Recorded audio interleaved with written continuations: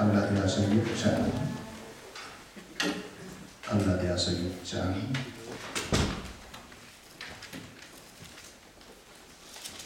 17절 18절 말씀입니다. 함께 공독하겠습니다. 갈라디아서 6장 17절 18절 말씀입니다.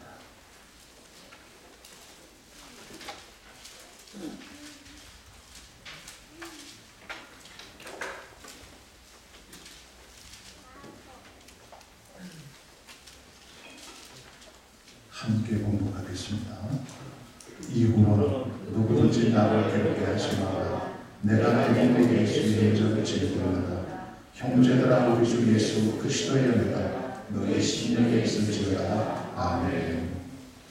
갈라디아 교회는 바울이 사도로 부르심을 받고 2차 전도 여행 때 세워진 교회였습니다. 이 갈라디아 교회는 바울이 참으로 힘든 가운데 세운 교회였습니다. 인간적으로 생각을 하여도 가장 많은 애착을 가지고 있었던 그런 교회였습니다. 우리가 힘들게 어떤 일이 이루어졌을 때 그 일을 우리가 마음 깊이 새기고 있지 않습니까? 바울이 갈라디아 교회를 그렇게 세운 교회였습니다. 마치 산모가 아이를 낳는 심령으로 그런 심정으로 세워진 교회가 갈라디아 교회였습니다. 그런데 이 갈라디아 교회는요, 나중에 보면은 다른 어떤 교회보다도 바울에게 상처를 많이 줬던 그런 교회이기도 했습니다. 그러나 바울은 그들에게 뿌려진 복음의 씨앗을 끝까지 포기하지 않고 최선을 다해서 그 교회를 사랑하는 모습을 발견하게 됩니다. 그런 그의 모습을 보게 되면 마치 타오르는 용광로와 같은 사람처럼 보입니다. 복음의 사람들은 늘 그래왔습니다. 복음이 전해지는 곳이라면 지칠 줄 모르고 달려가서 그 복음을 지키기 위해서 생명까지도 아까워하지 않았습니다. 그런 복음의 사자들이 있었기에 오늘날 교회가 존재하는 것입니다. 오늘 본문 17절 상반절 말씀에 보니까 이후로는 누구든지 나를 괴롭게 하지 마라.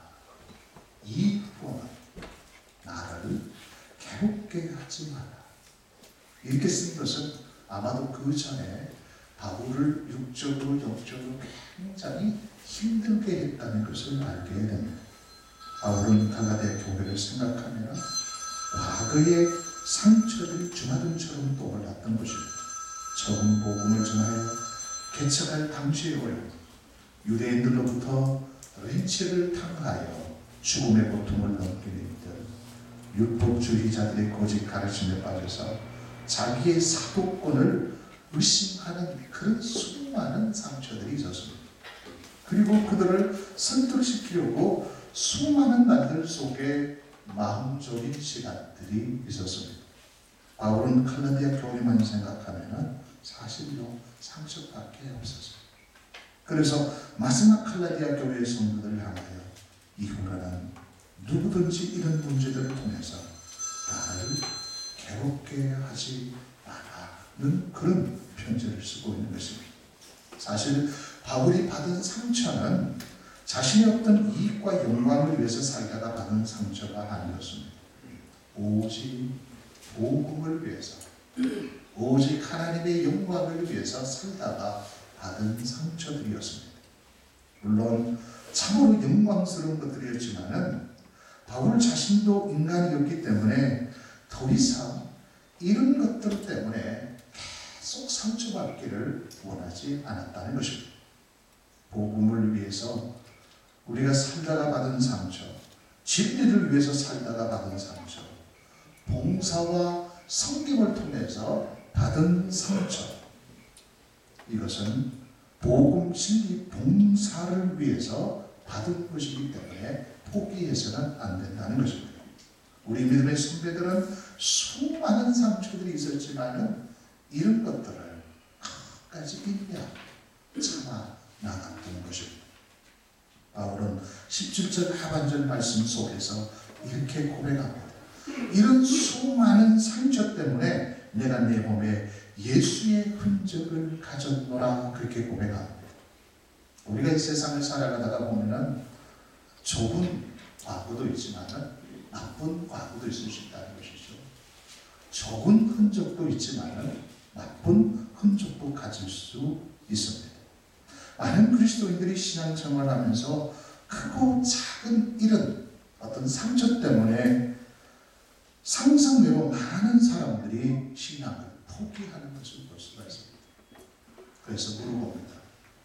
당신은 왜 신앙을 포기했습니까? 라고 얘기하면 그렇게 질문을 하게 되면 과거에 저도 열심히 했습니다. 누구보다도 많은 봉사와 섬김의 신앙생활을 했습니다. 그런데 이러한 사건 때문에 이러한 일들 때문에 이제 나는 신앙을 포기했습니다. 오히려 다른 종교를 선택해서 그렇게 생활하는 사람이 있더라는 것이죠. 그런 상처 때문에 진리를 포기해서는 안 된다는 것입니다. 누구가 들어도 참으로 큰 상처를 받으셨네요. 큰 아픔이 있네요. 다 인정하지만은 진리를 포기해버리면 그건 아무것도 아닌 것입니다. 그 상처는 진짜 상처일 뿐이죠. 그러나 이런 아픈 과거가 있었습니다. 이런 엄청난 상처가 있었음에도 불구하고 나는 그것을 이겨냈습니다. 그것을 극복했습니다. 그 상처를 극복하고 나는 오늘 이런 신앙생활을 하고 있습니다. 이 고백이 더 가치가 있다는 것입니다. 그래서 우리 예수 믿는 사람들은 어떤 인간적인 흔적을 많이 가지고 있는 것이 아니라 인간적인 상처를 많이 가지고 있는 것이 아니라 예수의 흔적, 진짜 신앙생활을 잘 하려고 하는 가운데 생긴 흔적들이 많이 있어야 된다는 것입니다. 원래 이 흔적이라는 말이 스티그마라는 단어를 사용했습니다. 우리가 스티커라는 단어가 있잖아요. 스티커, 붙이는.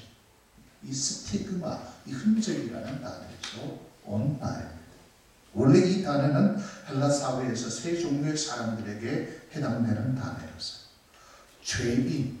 죄인이라는 흔적을 남기기 위해서 이 스티그마라는 말을 사용했습니다. 그리고 노예, 그리고 군인들에게 해당되었던 단어였습니다.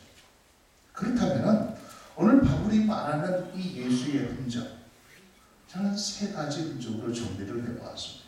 그 첫 번째는 우리가 예수 그리스도를 믿기 전에 죄인으로서의 흔적이 우리 속에 있다는 것입니다. 이것은 과거의 흔적이라고 할 수 있는 것이죠. 예수 믿기 전 우리들의 모습입니다. 이런 흔적은 그 당시 정말로 극악무도한 죄인들에게 이것을 남기게 했어요. 노예들이나 종들에게는 등이나 팔뚝에 표시를 했지만은 죄인들은 아예 모든 사람들이 다 알 수 있도록 이마에다가 죄인이라는 글씨를 새겼던 것입니다. 그러면은 항상 이 사람은 죄인으로 살 수밖에 없었습니다. 우리 인간들은 하나님으로부터 범죄함으로 죄의 씨앗이 우리 속에 들어와 완전히 소망없는 인생을 살았던 존재들입니다.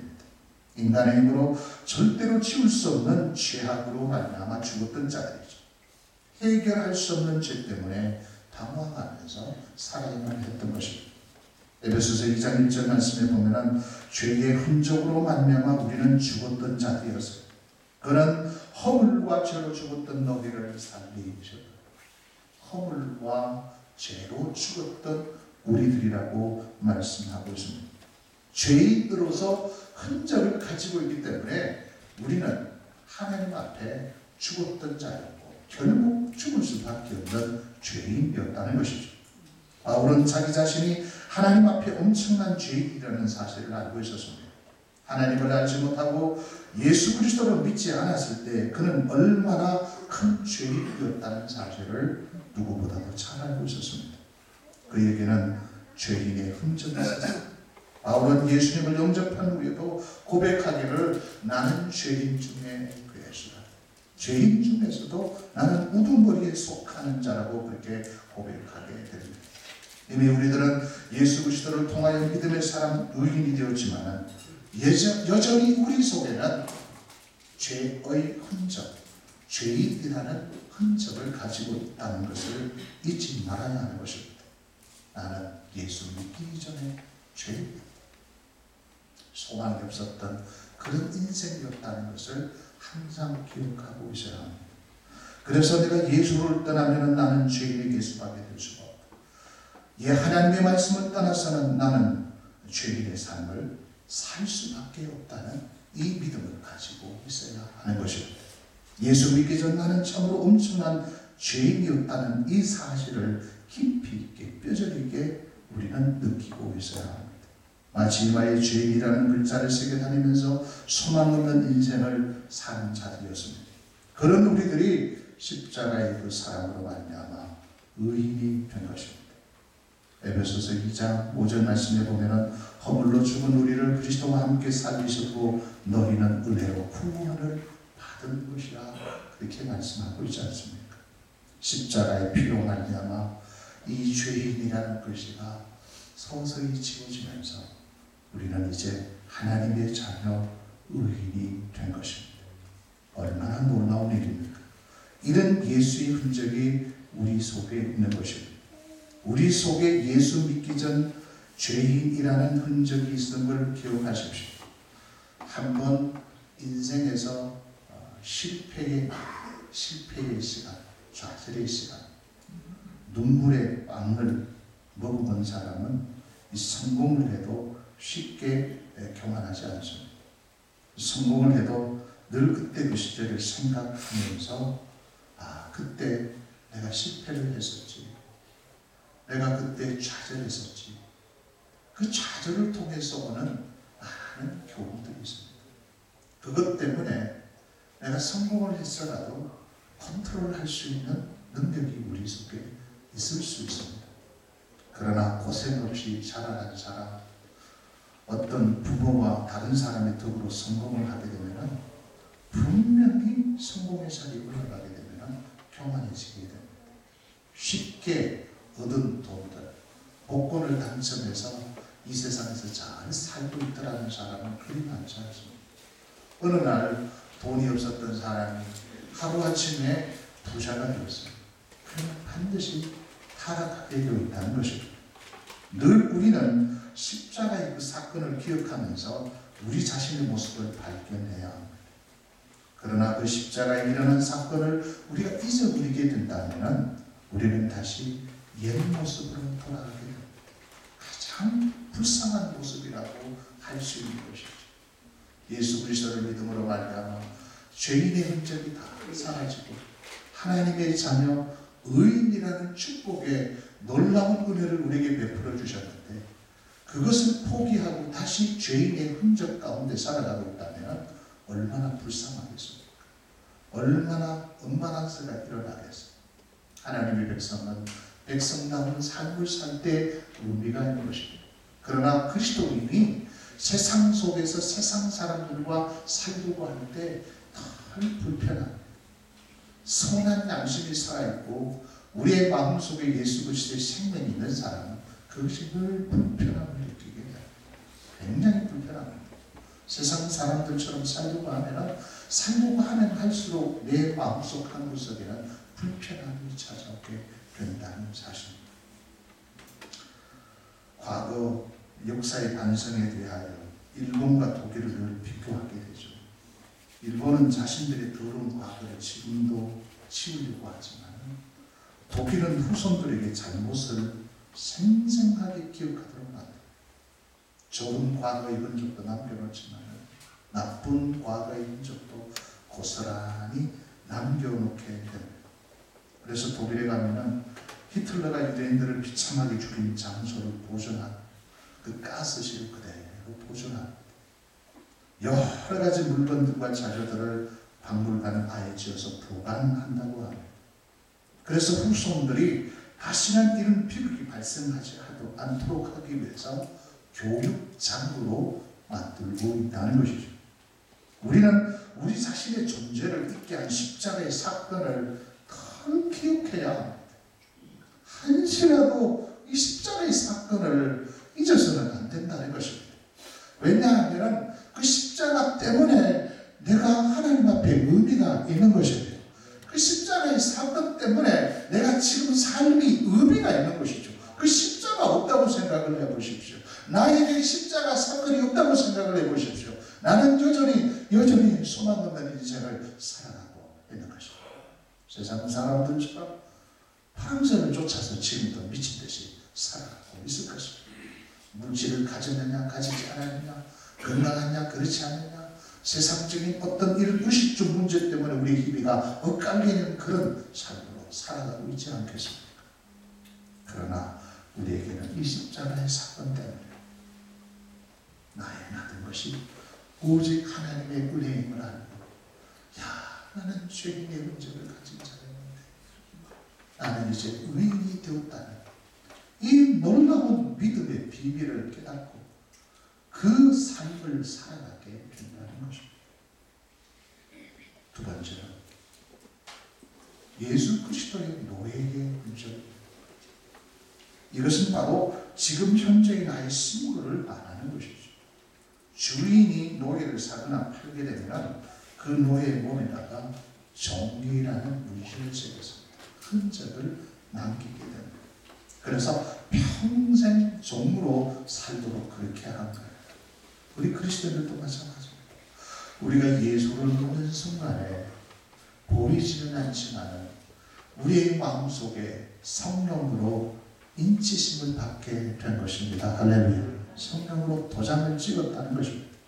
에베소서 1장 13절 말씀에 보면은 그 안에서 너희도 진리의 말씀 곧 너희의 구원의 복음을 듣고 그 안에서 또한 믿어 약속의 성령으로 인치심을 받았으니 그렇게 말씀하고 있습니다.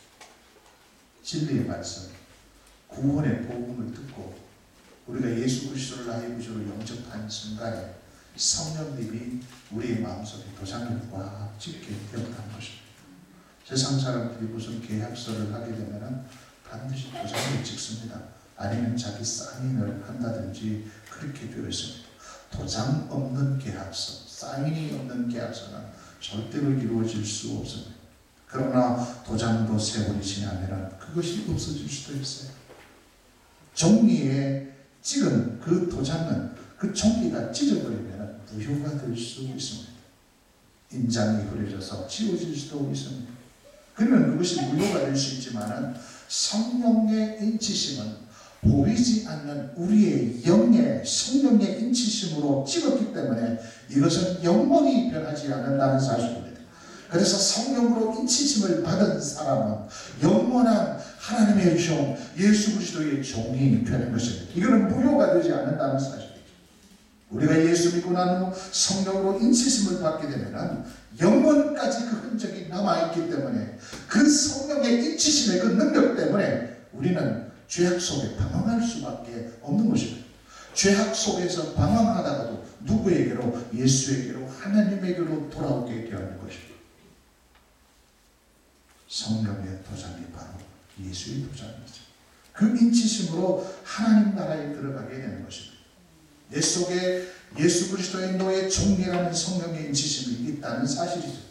그래서 우리는 더 이상 죄의 종 사탄의 종이 아니라 예수 그리스도의 종이라는 사실을 인식하게 됩니다. 그래서 모든 삶의 영역에서 나는 종이기 때문에 예수 그리스도가 주인이기 때문에 예수 그리스도가 왕이시기 때문에 로드십의 삶, 킹십의 삶을 살게 되는 것입니다. 내 삶의 주인은 예수 그리스도 당신이십니다. 그래서 내 생각도 당신에 의해서 컨트롤되기를 원한다는 것이죠. 내 삶의 주인은 예수 그리스도이시기 때문에 그 예수 그리스도가 말씀하시는 대로 순종하기를 원한다는 것입니다. 그게 신앙생활이에요. 해외를 여행해 보면 공항을 통과할 때마다 반드시 들고 가야 될 것이 있습니다. 무엇입니까? 여권입니다. 여권이 없으면 안 돼요. 여권이 나를 보장해주는 신분증입니다. 신분증. 여권이 공항을 통과할 수 있는 유일한 하나의 사인의 표제입니다. 다른 어떤 것으로도 불가능합니다. 돈을 억만 원이 준다 할지라도 여권이 없으면 안 돼요. 자신의 명함을 드러냅니다. 그리고 자신의 어떤 업적들을 늘 가지고 다니면서 그것을 가지고 들어가는 것이 아닙니다. 자신의 신분으로 편집해야 합니다. 외국을 갈 때는 반드시 남녀노소 어떤 신분을 가지고 있던 사람이라 할지라도 여권이라는 것이 필요한 것이죠. 우리가 하나님 앞에 갈 수 있는 것은 이 노예의 흔적, 예수 그리스도의 종의 흔적인 성령의 인치심이 없는 이 흔적이 없으면 우리가 하나님 앞에 설 수 없다는 사실입니다.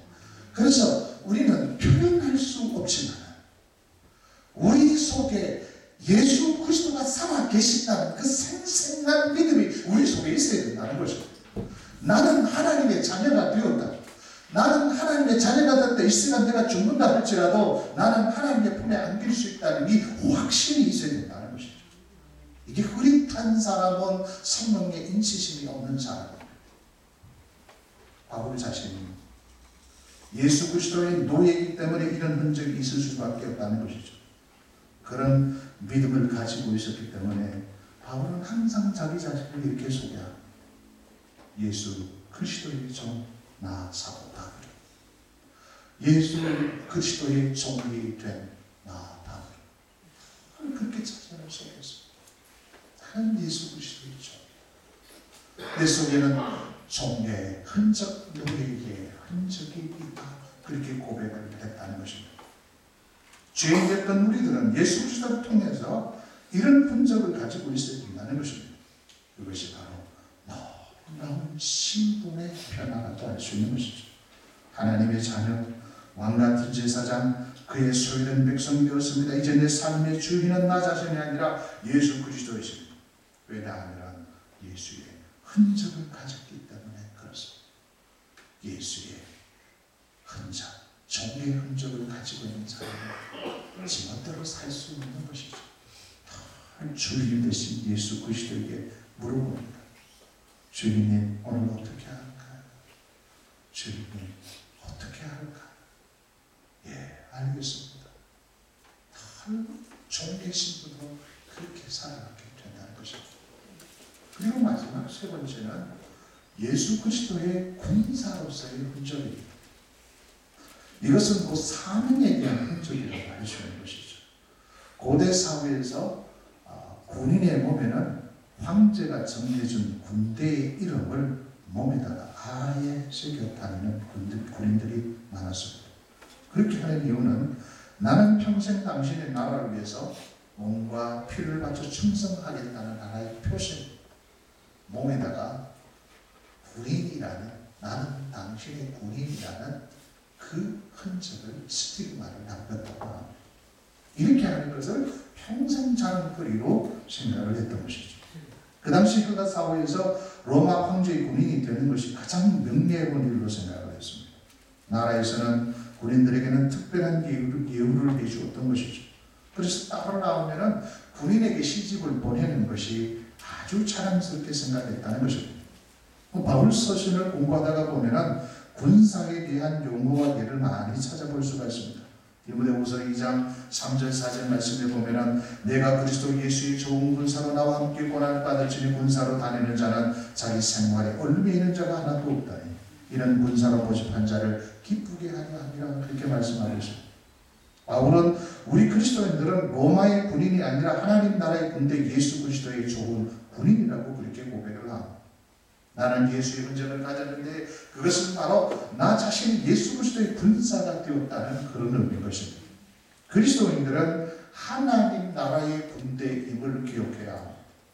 나는 예수 그리스도를 믿음으로 말미암아 하나님으로부터 사명을 받은 자라는 그런 뜻이죠. 성령의 인치심으로 신분의 흔적으로만 살아가면 안 되는 것입니다. 나는 예수 믿어서 나는 천국 간다. 그것으로 만족해서는 안 된다는 것입니다. 나는 예수를 믿었기 때문에 이렇게 하나님으로부터 축복을 받았습니다. 물질의 축복도 받았습니다. 건강의 축복도 받았습니다. 자녀의 복도 받았습니다. 거기서 끝하면 안 된다는 것이죠. 왜 하나님께서 죄인이었던 나를 십자가의 그 은혜로 말미암아 살려주셔서 나를 종으로 불러주셔서 나에게 왜 이런 복을 주셨는가? 나에게 왜 건강을 주셨는가? 나에게 왜 이런 재능을 주셨는가? 특별히 하나님께서 나에게 물질의 복을 주셨는가? 그 다음에는 예수 그리스도의 흔적을 가졌다는 것을 명심해야 된다는 것입니다. 그럼 건강을 통해서 내가 뭘 해야 되는가 하는 것이죠. 하나님께서 내게 재능을 주셨는데, 내게 시간과 이런 물질을 주셨는데, 이것을 통해서 내가 무엇을 해야 할까? 예수 그리스도의 군사의 흔적을 가진 사람은 군사로서의 사명의 삶을 살게 된다는 것입니다. 그래서 하나님께서 내게 주신 그 건강을 통해서 어떻게 해요? 하나님의 나라를 위해서 희생하고 봉사하고 수고한다는 것이죠. 하나님께서 우리를 부르신 목적이 바로 그것입니다. 나 혼자 예수 믿고 잘 먹고 잘 살아라, 떵떵거리며 살아라, 그렇게 하나님께서 우리를 불러주신 것이 아니라는 것입니다.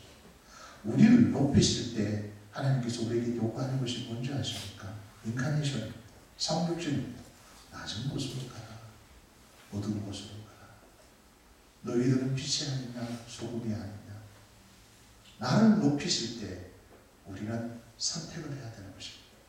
사명의 삶을 살아야 된다는 것이죠. 그런데 안타깝게도 우리는 하나님께서 주신 그 신분의 축복을 이용해서 그 다음 단계로 나가야 되는데, 우리는 점점 내 육신을 위해서 점점 영역을 넓히는 것입니다. 더 넓은 곳으로, 더 편안한 곳으로, 더 높은 곳으로, 더 높은 곳으로 가기를 원한다는 것입니다. 그것을 통해서 하나님 나에게 복 주셨다라고 자랑을 하는 것이죠. 진정한 복은 인카네이션 될 때, 하나님께서 내게 주신 복을 그것을 다시 나눌 때, 그게 진짜 하나님이 기뻐하시는 복 있는 사람이라는 것을 기억하셔야 되는 것입니다. 우리 기독교의 진리는 가볍지 않습니다. 우리 기독교의 진리는 지성을 동반되지 않으면 결코 깨달을 수 없는 진리인 것입니다. 무조건 믿는 것이 기독교의 진리가 아니에요. 내가 깨달아줘야 되는 것입니다. 아, 이게 진짜 진리구나. 이게 진짜 하나님께서 나를 부르신 목적이구나. 그리고 그 깨달은 하나님의 말씀을 가지고 내가 임상 실험을 해봐야 된다, 적용을 해봐야 된다는 것이죠. 그래서 삶의 현장에서 그 말씀대로, 깨달은 그 말씀대로 살 때, 진짜 그 열매가 나타날 때, 이야, 이게 진리구나. 그때 믿음이 성숙되어지는 것입니다. 이 과정 없이 그냥 믿어서는 안 된다는 것이죠. 그래서 우리는 지성을 동원해서 이 하나님의 말씀을 자꾸 깨달으려고 노력을 해야 된다는 것입니다. 나의 생각, 내 속에 높아진 이론들, 이런 것들을 자꾸 우리는 깨뜨려가면서 하나님의 말씀이 내 속에 머물 수 있도록 자꾸 우리는 도전을 해야 하는 것입니다. 사랑하는 성도들, 바울이 가졌던 이 예수의 흔적이 우리에게도 동일하게 그 흔적을 가지고 있다는 사실입니다. 죄인으로서의 흔적이 있습니다. 예수 믿기 이전에 죄인이었다는 그 흔적, 여러분 기억하십시오. 십자가의 그 사건을 한시라도 있어서는 안 되는 것입니다. 십자가를 통과한 사람이라면 그 다음에는 예수 그리스도의 종의 신분이 있습니다. 겸손함이 있다는 것이죠. 절대로 교만할 수가 없습니다. 예수 그리스도의 종의 흔적을 가지고 있는 사람은 결코 거만하지 않죠. 왜냐하면 종이기 때문에 그렇습니다. 그리고 예수 그리스도의 종의 흔적을 가지고 있는 사람은 사명의 흔적인 예수 그리스도의 그 흔적을 가지고 있습니다. 사명이 있다는 것입니다. 인생의 목적이 있다는 것이죠. 선명한 기준이 있습니다. 삶의 가치, 기준, 목적. 시퍼런 칼이 내 목을 친다 할지라도 변하지 아니한 목적이 있습니다. 절대 진리를 쫓아가는 그 사명자의 길이 있다는 것이죠. 목사이기 때문에 아닙니다. 특별한 은혜를 받았기 때문에 아는 것이죠. 하나님의 자녀라고 한다면 모든 그리스도인들은 이 선명한 삶의 목적을 가지고 있습니다. 지금 당장 죽는다 할지라도 나는 이 길을 포기하지 않겠습니다. 내 생명을 거두어가는 한이 있더라도, 내 세계가 오늘 끝이 난다 할지라도 나는 이 한 곳을 향하여, 이 벽대를 향하여 달려간다는 이 단순한 진리, 단순한 믿음이 있는 사람입니다. 진리는 시퍼렇게 살아있다는 이 진리를 믿고 그 진리를 향하여 달려가는 사람. 이제 바울은 마지막으로 갈라디아 교회 성도들을 향하여 축복하게 됩니다. 14절 말씀을 볼까요? 14절 말씀 다 같이 공독하겠습니다. 시작. 형제들아. 18절 다 같이 시작. 형제들아, 우리 주 예수 그리스도의 은혜가 너희 심령에 있을지어다. 아멘. 비록 바울의 사로잡과 할례의 시행 문제와 여러 가지 문제로 말미암아 염려케 하였지만은 그래도 바울은 마지막으로 갈라디아 교회 성도들을 향하여 형제들아 그렇게 부르고 있어요. 우리는 예수의 흔적을 가졌다라면은 다 형제들입니다. 자매들입니다.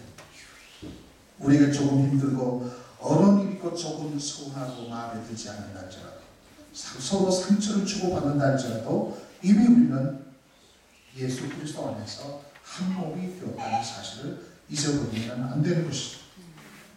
바울은 진심으로 우리 주 예수 그리스도의 은혜가 갈라디아 성도들의 심령 속에 있기를 축복하고 있다는 사실입니다.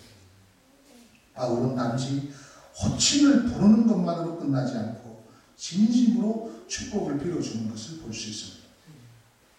율법주의자들은 외모로 드러나는 할례와 같은 것을 굉장히 중요시 여겼습니다.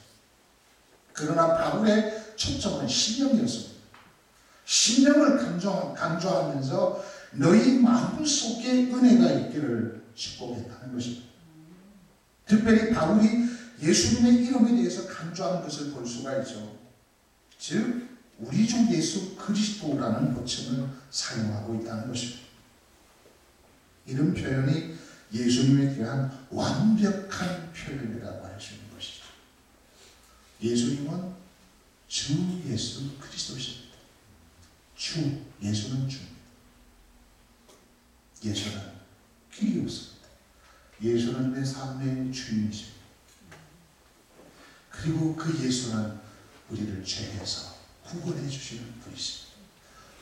모든 상황에서 우리를 구원해 주시는, 모든 문제를 해결해 주시는 그분이 예수인 것입니다. 그리고 그 예수는 그리스도이십니다. 그리스도라는 것이 바로 메시아 통치자, 왕을 의미하지 않습니까?